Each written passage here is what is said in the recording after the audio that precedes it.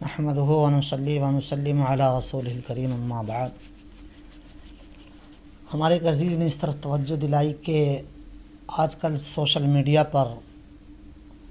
یہ بہت ساری چیزیں چلتی ہیں، واٹس ایپوں کے ذریعے، میسیجوں کے ذریعے، کہ یہ اتنے لوگوں کو یہ میسیج بھیجو تو تمہیں کوئی خوشی ملے گی، اور یہ نماز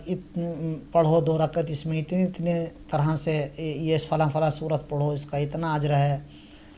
اور ایک صاحب نے تو مجھے بھی بھیجا کہ اس میں یہ لکھا ہوا تھا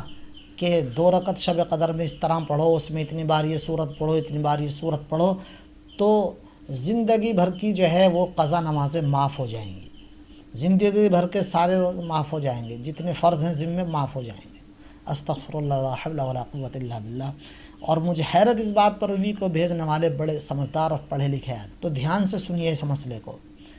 کہ چاہے وہ پرنٹ میڈیا ہو، سوشل میڈیا ہو، یا کوئی بھی طریقہ ہو، آدمی زبانی کسی سے ویسے کہے، لکھ کر کہے،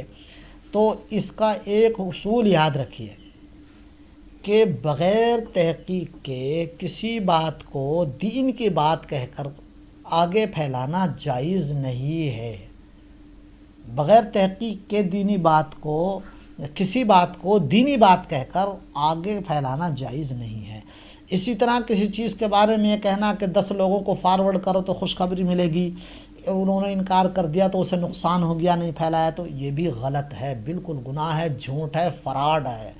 اس سے بھی ہمیں بچنا ہے۔ شریعت میں ایسی کوئی چیز نہیں ہے۔ خوشخبری اور وعید سنانا یہ نبی کا فریضہ ہے، نبی کے علاوہ کسی کا نہیں۔ اللہ تعالیٰ نبی کو بتاتا ہے، نبی امت کو بتاتے ہیں کہ اس پر یہ خوشخبری اور بشارت ہے اور اس پر یہ وعید ہے۔ اس کے علاوہ کوئی اپنی طرف سے کوئی بات کہتا ہے وہ غلط ہے، جھوٹ ہے، گناہ گار ہے، اس کو بڑھانے والے بھی گناہ گار ہیں، اس لیے اس سے ہم بچیں اور توبہ کریں۔ تو حدیث پاک میں آتا ہے کہ انسان کے جھوٹا ہونے کے لیے اتنی بات کافی ہے کہ وہ جو بات بھی سن لے اس کو آگے بیان کر دے، تحقیق ہی نہ کرے، بس جو سنا اس کو آگے بیان کر دیا۔ تو وہ چاہے موبائل میں سنے، وہ چاہے واٹس ایپ پر سنے، وہ چاہے فیس بک پر سنے، وہ چاہے کسی بھی چیز میں پڑھ لے، اخباروں میں پڑھ لے، میسیج کو پڑھ لے، کسی کی کال آ جائے، کسی سے ویسے ہی سن لے، ساری چیزیں اس میں داخل ہیں، جب تک وہ کسی محقق عالم سے تحقیق شدہ نہ ہو۔ اگر کسی معتبر محقق عالم کی طرف سے وہ بات آئی ہے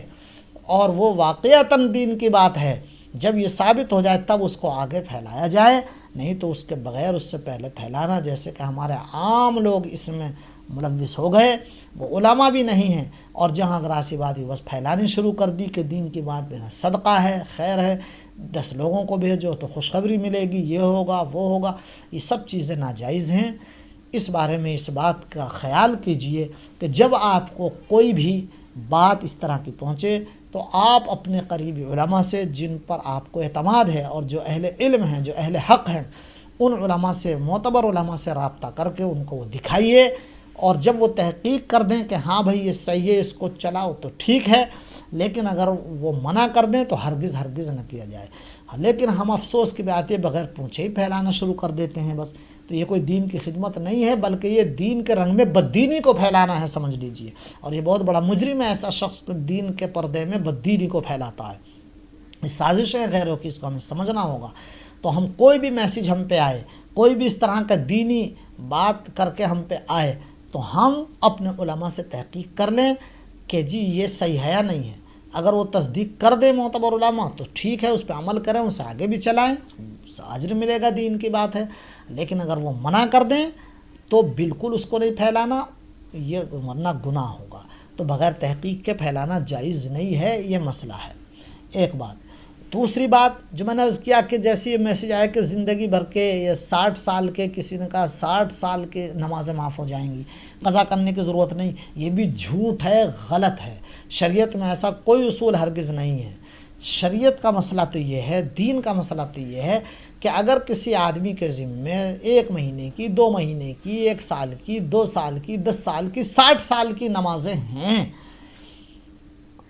تو اس کو قضا کرنی پڑیں گی، روزے اس کے ذمے قضا ہیں تو رکھنے پڑیں گے، زکوٰۃ پچھلے سالوں کی نہیں دی تو دینی ہوگی، حج فرض ادا نہیں کر سکا تو کرنا ہوگا، نہیں تو وصیت کرے، اور یا جو ہے یا اس کا فدیہ ادا کر، شرائط اگر فدیے کے پائے جا رہے ہوں تو وہ ایک الگ مسئلہ ہے، لیکن بغیر ادا کیے ادا نہیں ہوتے۔ کوئی نماز، کوئی عمل ایسا نہیں ہے جو قضا نمازوں کو یا فرض روزوں کو جو قضا ذمے ہیں ان کو معاف کرا دے، ان کو ذمے سے اتار دے۔ معافی کا مطلب یہ ہے، علماء نے لکھا کہ ہم توبہ کریں اور ان کو ادا بھی کریں، کہ جو تاخیر کا قضا کرنے کا گناہ ہے وہ تو معاف ہو جائے گا، لیکن ذمے سے فرض ساقط نہیں ہوگا، فرض معاف نہیں ہوگا، اس کی قضا کرنی پڑے گی۔ اے اللہ فجر کی نماز قضا ہو گئی تو معاف کر دے، اس کو ادا کر لیں قضا کو۔ تو جتنے سال کی بھی ہیں اندازہ لگا کے علماء نے لکھا، اگر اس سے یاد بھی رہو تو اندازہ لگائے، اور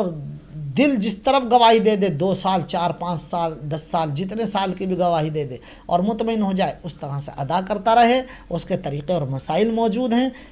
تو اس کو ادا کرنا ضروری ہے۔ کوئی عمل، کوئی 2 رکعت، کوئی عمل ایسا نہیں ہے کہ اس سے اس ذمے سے معاف ہو جائیں۔ ایک اللہ کی رحمت والی بات تو الگ ہے، وہ تو اپنی رحمت سے سب کو معاف کرنے والا ہے بے شک، مگر ہم اصول کے پابند ہیں، شریعت کے احکام کے پابند ہیں، سنت رسول صلی اللہ علیہ وسلم کے، قرآن و سنت کے پابند ہیں، اس لیے ہم اس طرح کے میسیج کو ہرگز آگے نہ بڑھائیں، یہ بہت بڑا گناہ ہے، دین کے پردے میں بے دینی ہے، ہمیں اس سے بچنا چاہیے۔ تو بہرحال خلاصہ یہ ہے کہ کوئی بھی بات جو ہمارے پاس دین کے عنوان سے آئے، چاہے وہ موبائل پر آئے، چاہے وہ اخبار میں آئے، چاہے وہ قول کے ذریعے آئے، چاہے کوئی زبانی کہے، تو جب تک ہم اپنے معتبر علماء سے تحقیق نہ کر لیں، نہ اس پر یقین کریں، نہ اسے ہم آگے بڑھائیں،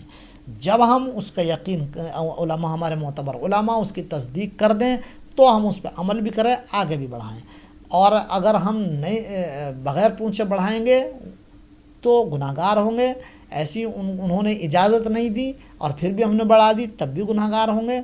اس لیے ہمیں بچنا چاہیے۔ بہرحال اس طرح سے کوئی بھی خوشخبری دینا اور کوئی بھی بات کرنا کہ اتنے لوگوں کو بھیجو، یہ ہوگا یہ ہوگا، یہ سب غلط ہے، اور کسی بھی بات کو ہم بغیر تحقیق کیے علماء سے ہرگز آگے نہ بڑھائیں۔ اللہ رب العزت ہمیں صحیح سمجھ اور عمل کی توفیق عطا فرمائے، آمین۔ وآخر دعوانا الحمدللہ۔